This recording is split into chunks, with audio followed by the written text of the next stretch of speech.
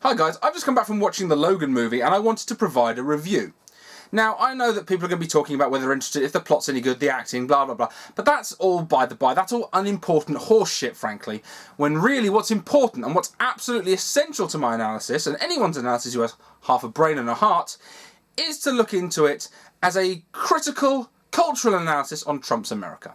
Now, before people come into the comments and start talking about how this film has been written years prior to Donald Trump's even standing for president, the fact that this was originally about halfway written in 2015, yeah, whatever. I mean, it was clear if you follow the coverage, if you followed the campaign at all, the media was so behind Donald Trump. They're such white supremacist, capitalist scumbags that they were pushing, all the articles were, Clinton has no chance, Clinton has no chance, Trump is totally going to win. This was in no way a surprise. We all saw this coming. The world knew this was coming and we've been preparing very poorly for it for the next few years.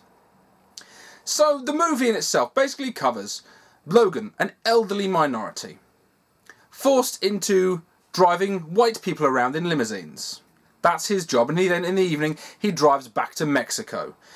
Goes back into the impoverished Mexico where his elderly friend with dementia lives. Charles Xavier is living in a silo, being treated for seizures and his terrible case of Alzheimer's, and this is all through drugs that he's illegally obtained and smuggled across the border. This is clearly an analogy on the end of Obamacare. That's clearly what this is. Americans having to flee into Mexico to get some semblance of being treated like a human being.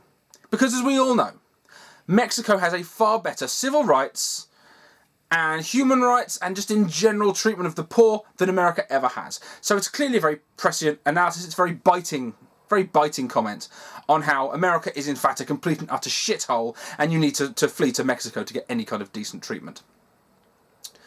So then you are tasked with being one of the lost and you're thought to be wiped out. Essentially in Trump's America, all minorities are all dead. Okay, all that is left is redneck militias backed by pharmaceutical companies and white people. That's all that's left. That's what Trump's America is going to bring us. And so what happens?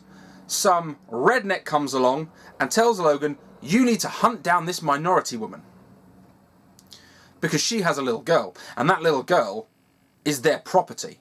Slavery. See, again, Trump's America. They're going to be having privatizing, much more privatization with regards to the military-industrial complex, much more power for these pharmaceutical companies, and they can literally just treat people like slaves.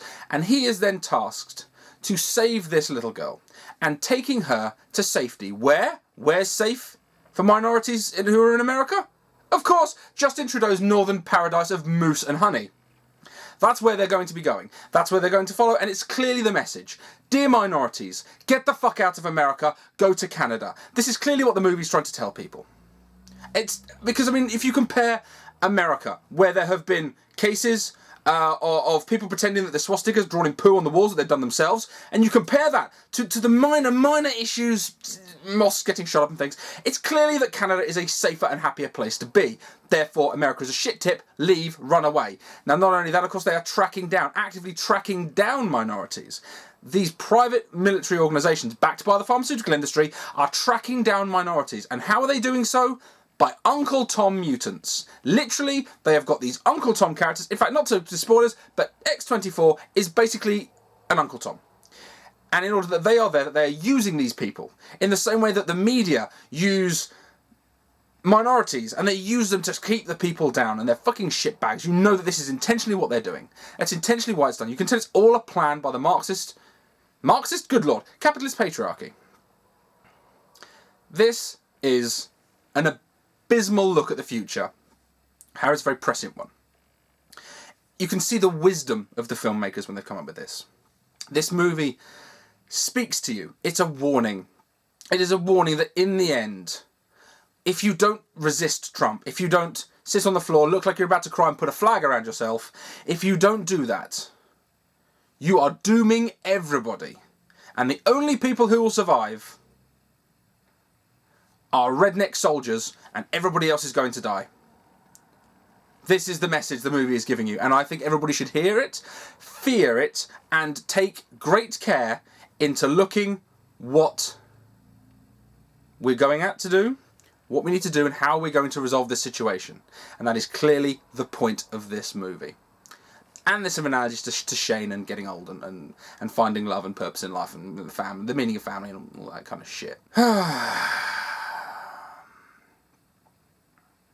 Well,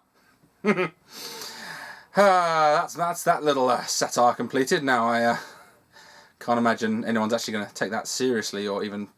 Oh, son of a bitch!